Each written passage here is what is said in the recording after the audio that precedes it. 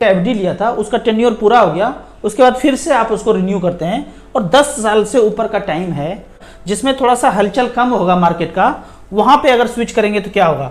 मान लेते हैं कि आप कोई भी बैंक में पैसा रखते हैं, एक्सिस, आईसीआईसीआई, एसबीआई, कोई भी बैंक, वो पैसा कहाँ जाता है? कंपनी में जाता है। अब सैकड़ों कंपनी में पैसा लगाया है, कोई एक कंपनी खत्म होता है तो बैंक बोलता है कि हम एनपीए घोषित कर दिए। उसके बाद अगले साल से या 6 महीने के बाद पता चलता है कि 0.5 एफडी का रेट कम हो गया। म्यूचुअल फंड में क्या होगा? अगर सैकड़ों कंपनी में, यहाँ भी म्यूचुअल फंड में पैसा लगा, आपका पैसा अलग अलग कंपनी में चला गया, कोई कंपनी खत्म होता है, शेयर डाउन होता है मतलब उसका, तो वहाँ पे परसेंटेज आपको 1-2% का ऊपर नीचे देखेंगे, आपके पोर्टफोलियो पे भी इफेक्ट पड़ेगा। लेकिन बैंक और म्यूचुअल फंड दोनों ही पैसा मार्केट में जाता है, कंपनी को ही जाता है। अब यहाँ पे एफडी का पैसा है, वहां से निकाल करके लार्ज कैप में रखेंगे। पहला पॉइंट लार्ज कैप होना है। दूसरा है एएम जिसका सबसे ज्यादा है उसमें पैसा लगा के रखेंगे। यहाँ पे हम 3 कंपैरिजन लेते हैं। यहाँ पे देखते हैं पहले लार्ज कैप कैटेगरी को।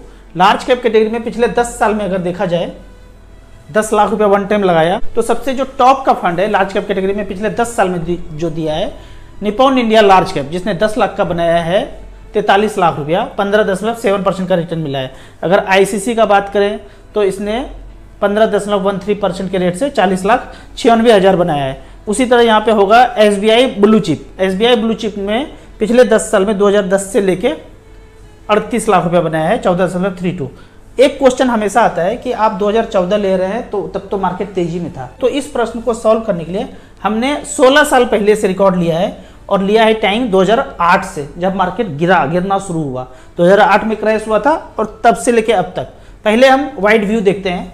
पिछले 16 साल में 10 लाख का वैल्यू है, आईसीसी ब्लू चिप में 10 लाख का बनाया है, 1,12,00,000 एफडी लाइफ फंड, जो आपके एफडी में पैसा है और जरूरत नहीं है, 10 साल 12 साल 15 साल बीतता चला गया, बैंक में पड़ा हुआ है। उस पैसे को अगर एसबीआई ब्लू चिप में डाला होता 10 लाख रुपया, 2008 से लेके अब तक का रिकॉर्ड कथा है, पिछले 16 साल में 83 लाख रुपया बनाया, 14.17% का रिटर्न है। अब अगर हम इसके गहराई में जाएं तो इसको टच करते हैं और देखते हैं 2008 से लेके अब तक इसका क्या चाल रहा है। जब मार्केट गिरा उसके बाद का क्या कहानी है।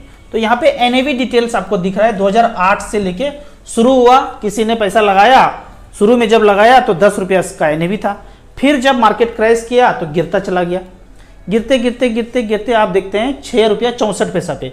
मतलब किसी ने 1 लाख रुपया लगाया, 1 लाख रुपया लगाने के बाद उसके पैसे का वैल्यू 66,000 पे रह गया, तो बड़ा गड़बड़ हो गया। उसके बाद धीरे धीरे धीरे धीरे ये बढ़ना शुरू हुआ। तो यहाँ पे देखते हैं मई 2008 से लेके नवंबर 2008 तक में लगभग 35% पैसा सुहा हो गया। ये हुआ लार्ज कैप कैटेगरी का। लेकिन आज इस पैसे को कंटिन्यू किया, उस 1 लाख को कंटिन्यू किया, जो 1 लाख रुपया 6-7 महीने के बाद 66,000 पे रह गया। अगर कंटिन्यू किया, पिछले 16 साल का रिकॉर्ड बताता है, उस 1 लाख का वैल्यू है आज 10,79,000। रिटर्न जो है टोटल रिटर्न यहाँ पे 979, मतलब एब्सोल्यूट रिटर्न दिखा रहे हैं। अब इसी को अगर मिड कैप कैटेगरी में देखा जाए तो मिड कैप कैटेगरी में अगर एचडीएफसी मिड कैप अपॉर्चुनिटी को देखते हैं, 2007 से ये शुरू हुआ था। अगर किसी ने 2007 में 1 लाख रुपया लगाया तो 1 लाख रुपया लगा दिया, ठीक है। अब जब मार्केट क्रैश किया, कब क्रैश किया? 2008 नवंबर में देखिए 5 रुपया 73 पैसा आ गया। मतलब उस 1 लाख का वैल्यू जो है यहाँ पे कितना बच गया होगा? 61,920 रुपया बच गया। जबकि ये 1 लाख रुपया जब लगाए थे तब बढ़ते बढ़ते 1,27,000 तक भी गया था। 2007 से लेके चलता गया 1,27,000 से गिर के ये 57,000 पे आया होगा, 56,000 पे आया होगा। तो क्या हाल हुआ होगा और कितने लोग मार्केट में बने रहे होंगे? जाहिर सा बात है बहुत लोग निकल गए होंगे और फिर दोबारा नहीं आए होंगे। लेकिन जो भी बना रहा होगा पिछले 16 साल में, उस 1 लाख का वैल्यू जो कभी 65-66,000 पे आ गया एचडीएफसी मिड कैप अपॉर्चुनिटी में, उस पैसे का 16 साल के बाद वैल्यू है 18,81,000। इसी तरह स्मॉल कैप कैटेगरी में अगर एचडीएफसी स्मॉल कैप को 2008 से लेके अब तक, 2008 में ये क्रैश का बात करते हैं, वहां से शुरू हुआ। तो यहां देखते हैं अप्रैल 2008 में ये शुरू हुआ था 10 रुपया से, किसी ने लगाया 1 लाख रुपया तो हो गया 1 लाख रुपया। लेकिन ये गिरते गिरते गिरते फिर ये 79, 65, 57,000 तक आ गया। कब? नवंबर दिसंबर 2008 तक। उस समय तो ये बवंडर हो गया होगा, जिन्होंने पैसा लगाया हो स्मॉल कैप, ज़्यादा गिरता है वो ज़्यादा गिर भी गया। फिर बना रहा होगा तो सोचिए 58, 59, 60 हजार से बढ़ के वहां से पिछले 16 साल में ये जर्नी प्राप्त किया है। कहां तक का? 14,10,000 तक आया, मतलब 1 लाख का 14 लाख हुआ पिछले 16 साल में। तो इस तरह से करके जो बड़ा गिरावट हुआ, अब अगर इस तरह का बड़ा गिरावट आप कहेंगे होगा तो ये संभव नहीं है, क्योंकि 2008 में भी चालबाजी से गिराया, भूतकाल में भी क्रिएट करके गिराया, उसके पहले भी 2000-2001 में जो गिराया सब कुछ चालबाजी से गिराया, गोटी सेट करके। अब मोगेम्बो का कोई गोटी सेट ही नहीं हो रहा है, कोई संभव गिरावट संभव हो ही नहीं रहा है। अब यहाँ पे 2019-20 में जो भूतकाल आया था, भूतकाल में इसलिए बोलता हूँ कि भूत ही था, कहीं था नहीं, बस टीवी मीडिया रिंगटोन से आपको डराया गया।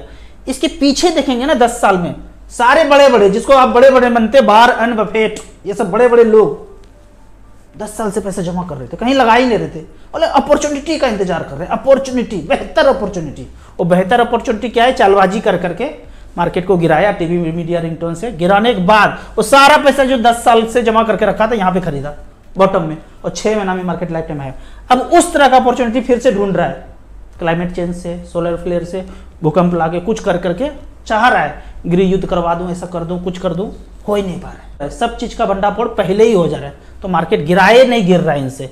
अब लंबे समय के लिए अगर आपका फाइनेंशियल गोल ये है, बच्चों का एजुकेशन है, बच्चों का मैरिज है, रिटायरमेंट प्लानिंग है, घर बनाना है, इस तरह का बड़ा खर्चा जहां 30, 40, 50 लाख रुपया खर्चा हो, तो और आपका पैसा एफडी में हो, तो एफडी से निकल करके लार्ज कैप कैटेगरी में धीरे धीरे करके अगर जाएंगे तो बेहतर पैसा वहां पे बन सकता है। जबकि बैंक में भी लगाते हैं तो पैसा मार्केट में ही जा रहा है, म्यूचुअल फंड में भी लगाएंगे तो मार्केट में जाएगा, ऊपर नीचे होगा, छोटे मोटा 8-10% का ऊपर नीचे हो सकता है, लेकिन आप लंबा समय बना हुआ है तो इस हलचल को आप झेल सकते हैं। थोड़ा थोड़ा पैसा लगा के देख सकते हैं। मान लेते हैं आपके पास 50 लाख रुपया है, 1 लाख रुपया लगा के देख लेंगे, 3-4 साल बीतने देंगे, फिर देखेंगे।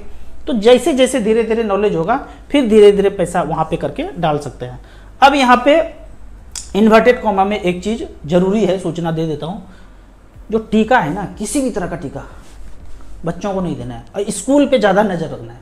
स्कूल में क्या हुआ था, अभी भूतकाल में क्या हुआ था, 12 साल से नीचे को तो दे नहीं पाया, अब 2 साल बीत गया है, तो अब तो 14 साल हो गया, अब वो बच्चे 14 साल के हो गए। अब ऊपर से जो आदेश आ रहा है कि 14 साल तक के बच्चे को कोई प्रॉब्लम ना हो तो ये वाला ले लो, ये वाला ले लो, कैंसर से बचने के लिए ये ले लो। सब कुछ फर्जी बातें हैं, कोई कुछ बचाव नहीं करे। बचाव आपका शरीर खुद कर लेगा। अगर आपने कोई केमिकल नहीं डलाया तो शरीर अपने आप बचाव कर लेगा, अगर डाल दिया तो वही सर्वनाश करेगा। तो ये नहीं करना है। आप स्कूल पे नजर रखेंगे तो पता चल रहा होगा, कुछ ना कुछ आदेश आ रहा होगा। क्लियरली पेरेंट्स मीटिंग में जाकर बोल देंगे हमारे बच्चे को नहीं पढ़ना चाहिए, क्योंकि टीचर को भी नहीं पता है। एक बार आप बता देंगे ना तो वो भी सजग हो जाएंगे और बच्चे भी आपके चक्कर में बच जाएंगे। तो जरूर इस पे ध्यान देना है। बच्चों को किसी भी तरह का मेडिसिन हो, केमिकल हो, नहीं देना है। इन्वर्टेड कॉमा बंद करते हैं। अब कुछ कमेंट्स का बात कर लेते हैं। कोई भी म्यूचुअल फंड कंपनी अगर बंद हो जाए तो रिडीम करेंगे तो पैसा कैसे निकलेगा? अगर कोई भी म्यूचुअल फंड कंपनी बंद होता है ना, उसको कोई ना कोई टेक ओवर करता है। ऐसा नहीं कि खत्म हो जाएगा, नाम बदल जाएगा। जैसे रिलायंस म्यूचुअल फंड था, उसको निपॉन इंडिया म्यूचुअल फंड ने खरीद लिया तो उसके हाथ में हो गया, सारा फोलियो उसके अंडर में चला जाएगा। कभी बैंक ऑफ राजस्थान हुआ करता था, उसको आईसीसी बैंक ने खरीद लिया, सारा खाता धारक इनके अंदर में आ गया। तो आप रिडीम जैसे करेंगे वैसे ही होगा। कोई बंद हो जाए, कुछ हो जाए, उसको कोई ना कोई बड़ा म्यूचुअल फंड खरीद लेगा, टेक ओवर कर लेगा। अगर कोई ऐसा खत्म होता है सहारा के जैसा एएमसी, तो आपको 15 दिन, 1 महीना, जो भी कुछ ड्यूरेशन है, आपको आ जाएगा कि इसके पहले आप निकाल लीजिए। निकाल लेंगे तो सीधा अकाउंट में आ जाएगा। क्लोज होने के बाद निकालेंगे तो भी कार्बिक कैंप जाके वो सारा पैसा निकल सकता है। कहीं आपका पैसा म्यूचुअल फंड में जाएगा नहीं। अगर बचाने वाला ही मारने वाला हो जाए फिर तो आप कुछ भी नहीं कर सकते हैं। राजू सर, जो मोगेम्बो का प्लान बताते हैं उस चैनल का नाम बता दीजिए। चैनल तो दोनों व्यक्ति का उड़ गया है, आप नाम से सर्च करेंगे मिल जाएंगे। पहला है डॉक्टर देवेंद्र वलारा और दूसरा है डॉक्टर विश्वरूप राय चौधरी। हेल्थ पे डॉक्टर विश्वरूप राय चौधरी, और मोगेम्बो के बारे में जड़ तक जानने के लिए डॉक्टर देवेंद्र वलारा है। नीडर इंडिया चैनल भी है, वहां जाके सर्च कर सकते हैं। ठीक है, चैनल जो मेन था उड़ गया है, अभी चैनल एक बचा हुआ है जो बोला, वहां जाके सर्च कीजिए। धीरे धीरे करके जो है ना नॉलेज बढ़ता जाएगा। एक दिन में कुछ भी नहीं होने वाला है। सर 12 साल में 1 करोड़ रुपया वेल्थ बनाने के लिए इस फंड में कंटिन्यू रहूं, कुछ कनेक्शन करने का जरूरत है।